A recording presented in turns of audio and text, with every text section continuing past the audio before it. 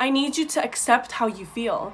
I need you to just have acceptance of where you are in your life. I know you feel like you were unimportant when you were a kid, but you were so important. You always have been so important, and I appreciate you.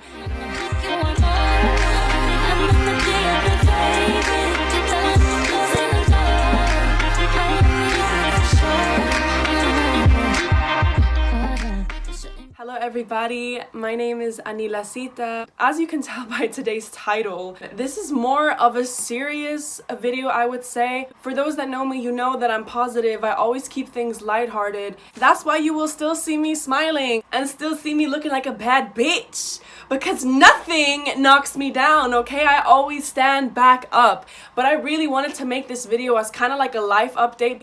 I wanted to share a lot of shit, kind of talking about how I don't want to kill myself anymore and how I feel alive again. It's going to be about finding yourself if this is something that you have been struggling with. And also lessons that I've learned when I took shrooms, because I would say that that pretty much changed my whole perspective. You know, I recently made a video about how I manifested like meeting a guy on the same night.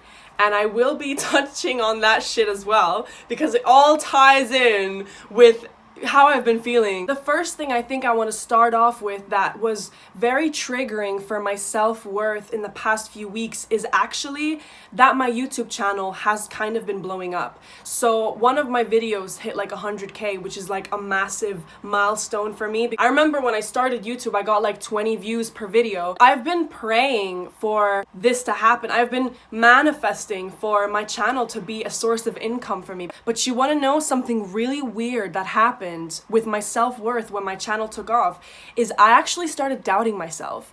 I started thinking in my head, but I'm not good enough for this. I don't deserve this. I felt so unworthy and so much pressure to perform well. It really like numbed me in a way where I literally couldn't create videos anymore, even though this is what I've been praying for. And that really forced me to acknowledge, okay, what's going on here? Where is this coming from? And so now that my YouTube was taken off, I always thought, oh, if I get something I'm manifesting, I'm going to feel happy, right? This is also, if you're someone in my audience who likes my videos because I talk about manifestation, let this be a lesson to you that just because you get what you want, it does not guarantee happiness. I now know that happiness is an inside job. It is not something that depends on external things. But with that being said, I now am comfortable again with myself, hence the reason why I'm making videos. Now let me get to my shrooms experience. So in May, I went to this ceremony that had around 30 people. I live in London, so I went here in London to the ceremony that a friend of mine who is a healer, she was leading it. She was a part of the people that was leading this ceremony. And essentially, the moment I arrived at the house, I already felt really on edge. There were so many people. I expected there to be a lot less people. And you know, I've never done shrooms before, so I didn't know what to expect. So basically, first we're all in a room laying on mats, and then they hand us like a cup with a liquid in it which has the shrooms, and they say that we need to set an intention when we drink the shrooms. So we need to like tell the shrooms what our intention is. By the way, in case you don't know what shrooms are, I don't think you would click on this if you didn't, but like it's a psychedelic drug. So that day, I'm gonna tell you what my intention was. I said to the cup, I want you to help me see who I really am. And I should not have said something like that, because the shrooms heard me. They heard me and they were ready to fucking deliver that to me. So I drink it, and then we do a little bit of yoga to like get the stuff to work in our body. I don't feel anything yet for like the first 15 minutes, and I'm like, this is gonna be a breezy trip. It's gonna be so easy if this is what it's gonna feel like the whole time. And I kid you not, the moment I lay down on the mat, everything starts moving. I see the walls moving and I start to feel panic creep in. And I'm like, oh my God, what have I done? What have I done? I've never done this before. I'm in a group of people. If I need to cry or scream, how am I gonna do that in a group of people? These healers start playing sound bowls, which essentially they're like different bowls that all give a vibrating like sound if you move around this stick on like I'm gonna insert a picture here of a sound bowl so you know what I'm talking about. They had these sound bowls and they were playing it, and I swear to you, the frequency of those sounds, it felt like it was piercing my whole body. Like, I've never felt so much discomfort, but it's just because I was on shrooms that it was making me like tweak. I could not cope with those frequencies. It was so hard. At some point, the frequencies were so overwhelming that I just started crying. I felt like, I can't even explain to you the sensations I had in my body, but it was just overwhelming. It felt like I was about to throw up, but at the same time, I felt like I needed to cry. It was just like this energy moving up. I was just crying, a waterfall of tears. Like, I could not stop crying. And now fast forward the story a little bit. They stop the sound bowls and they say, now we're gonna get up and dance. And when I tell you, I have never felt anxiety to that extent in my life. So I just thought to myself, bro, I am tweaking. I am not going to fucking dance right now. I literally wanted to just go home, but I was so far from home. So it was just massive anxiety until my friend came over to me and she was like, are you okay? And I was like, I'm really not okay. Like, I'm tweaking. I don't want to dance. I just want to be on my own right now. So she's like, okay. She takes me outside of the house where nobody is and sits me by the garden. The biggest sensation I felt in my body was just pain. I just felt so much pain and self-hatred. I felt self-hatred because I felt like I needed to socialize with people and I was not in a state to socialize. I remember this other woman coming out and she was like trying to help me and talk to me, and I said to her, when is this going to be over? And she just says to me, listen, honey, it's not going to be over anytime soon. You need to just go with it. So if you need to cry, you're allowed to feel that. You're allowed to feel whatever you need to feel. And then when she said that, that triggered something in me and I started crying so hard. It's like, I really needed to hear that. You're allowed to feel. You're allowed to be who you are. That was like the message that came through. So I was just crying, feeling through all the self-hatred. And you know what happened after all that crying? It almost felt like light was just everywhere. Like I just felt so much love and my heart was open, and it felt like that acceptance of myself and of these negative emotions led me to be free. And now, in order to explain this, I'm gonna insert a picture from the movie Soul because I think that they depicted this so beautifully. So here is a picture of these thingies called lost souls in the movie Soul. It's a Disney movie. And essentially, as you can see, it's like this darkness, but underneath that dark thingy is actually a soul. And you know, I had this realization that we are not inherently broken, that we are not inherently like depressed or suicidal or fucked up. But basically, the way that I see it now is we are all full of light on the inside, but it's rather that when things happen to us, it creates a dark layer around our soul and it builds, and it builds. And the moment that you allow yourself to feel the negative emotions, to cry them out, to just fully feel them, it's like it cracks. It's like layers crack of that blackness around your soul that at some point it cracks so much that the light of your soul peeks through, and suddenly you'll have a realization when you started accepting your feelings. You'll feel like, wait a minute, I'm not suicidal, or like I'm not depressed. Even if you're like really suicidal and you really in that moment want to kill yourself, you couldn't think of a better way out than to just kill yourself. If you cry it out and you just literally feel it to its full intensity and feel those emotions of being so worthless and unhappy and depressed, it's like that black thing, it cracks and it goes away and you find your way back to yourself. This shrooms experience was obviously in May, but even though I had that realization in May, sometimes I can be here telling you something on a YouTube video, but until you fully realize the truth of what I'm saying, you're not going to be able to live by it. Same way that I kind of learned that lesson when I did shrooms, but afterwards I still, every single time I would feel bad and depressed, I would put myself down. I wouldn't allow myself to feel it because I almost felt like, no, if I entertain the negative emotions, then I'm negative. And what if it sucks me into like a dark pit and I'm never gonna get out of it? That's always how I felt about mental health. And I realized that's how it lies to you. That's not true. It's not gonna suck you into a dark pit. It might suck you into a dark pit that has an exit on the other side. But it's not a dark pit that's like a dead end. It will always lead you to another path and lead you to get out of there, if that makes sense. I seriously don't even know if like my explanations are making any sense right now, and I'm like, maybe I sound completely crazy, but I do hope that someone understands what I'm saying and is going to resonate with this.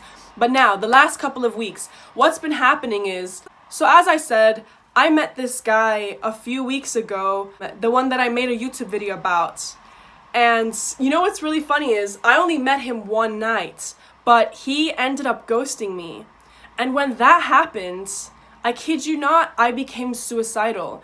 Every single time a guy has not texted me back in the past, I would become suicidal. And I think that's the reason why I am so big on manifesting, because I would manifest for people to come back around, because it's almost like my soul felt so unworthy that if somebody fucked off from my life, I couldn't just accept that. I had to find a way to manipulate the situation and control it to get them to come back. This whole situation of me feeling suicidal after being ghosted, it led me to really look within myself and to evaluate, where the fuck is this coming from? Every time I go through something, I always try to understand, where is this coming from in me? Because when something is being triggered, you're actually lucky, because it means there's a chance to finally face it. The universe is putting something in your life to trigger you because you are ready to face it. That's how I always see it. That's why I always say, look at things as happening for you and not happening to you. When that happened, I, by some magical coincidence, ended up finding a book called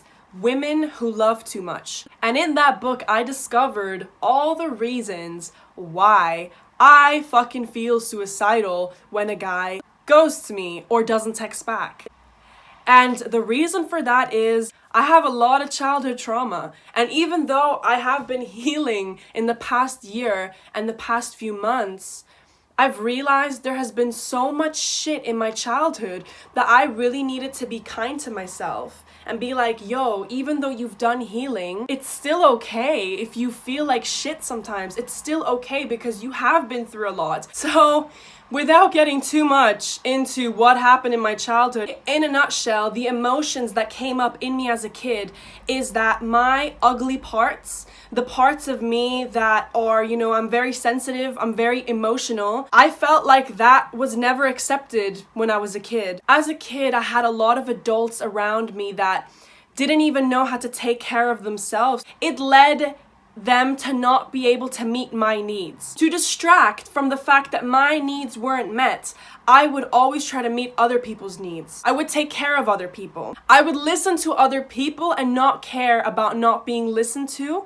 because to face the reality as a kid that you are unimportant is not a nice realization. So defense mechanisms develop. And that's why I became such a people pleaser. And now, of course, I'm very empathetic. I really am able to listen to people and connect with their problems. But sometimes I almost put like other people's needs before my own. And this is something that now as an adult, I finally now am able to take care of my needs and take care of little me, okay, that wasn't taken care of. I can be here for her now and be like, look, I know you feel like you were unimportant when you were a kid, but you were so important. You always have been so important, and I appreciate you, and I appreciate your needs, and I love you. And I finally am able to see that the behavior of adults in my childhood is not reflective of my worth, but rather of the relationship that they have with themselves. And that is a really harsh truth that a lot of us have to face who have childhood trauma. But once you start realizing that and start to finally take care of your own needs, you can heal. So what I would do the last few weeks when I was feeling this suicidal is Instead of running away from these feelings and hating myself like the way that I subconsciously must have been doing as a kid, I have been welcoming her. I have been loving her. I have been letting her cry, you know, and that acceptance has been so healing. It's literally made me find my way back to myself. And it's brought me to feel alive again, because now I'm in a place where, because I've allowed myself to cry so much, like I said in the beginning, the lights cracked through from my soul and I suddenly recognized, wait a damn minute, I am fucking worthy. I am fucking amazing. I am fucking lovable, okay? It does not matter if that wasn't the case in my childhood. I now make the decisions about my life and what I choose to entertain with my energy. I need you to accept how you feel. I need you to just have acceptance of where you are in your life. Your manifestation isn't coming and you feel sad? Cool. Let yourself feel that sadness. Let it flow through you. Because when you let yourself feel it, like I said, your soul, it will peek through the dark bits. But the dark bits are going to stay the more that you suppress these emotions, the more that you feel like you're not worthy to feel them. You are worthy to feel sadness. And another thing that I often felt as a kid is that I can only receive love if so and so. So basically conditional love. Like, I was only lovable if I was listening to them and taking care of them. But when I needed help, it's almost like it was way too dangerous to even have that thought of I need help. So I never even allowed myself to feel the thought I need help. And the past few weeks has been the first time in 22 motherfucking years, because I'm 22, that I've been able to say, I need help, and I'm going to give it to myself right now. I've learned that mental health is literally that. You have to feel it to heal it. And you know, something that I realized when I was on shrooms is that I couldn't run away from my emotions. I had so much self-hatred, and when you're on shrooms, you have to face it. I couldn't care about how I came across. The more that I cared about how other people were perceiving me and my people-pleasing habits coming in, it caused so much pain. And something I would do as well is like hugging myself, okay? Hugging myself and stroking my back as I'm hugging myself, as if someone is hugging me, and just crying so hard and saying, I love you, I love you, I love you. I already said this in a video about like how I learned to finally accept my body, and I can say that helps so much when you struggle with self-worth and you struggle with suicidal feelings. It's to be there for yourself. Nobody's got you like you do, and until you really got yourself the way that you should have yourself, you're not going to feel complete. You're always going to feel like you're relying on something external or on another person to feel good. But these last few weeks, they've really taught me I'm so fucking strong, and I can be there for myself in a way that people haven't been in my childhood. So this video is probably already so long, but I really wanted to share, you know, just vulnerably this whole conversation about this kind of stuff, and I hope that it helps at least one person. I'm so grateful for all of you watching my videos. I appreciate every single one of you, okay? Thank you so much for making it to this point. I'm sending you so much love and light.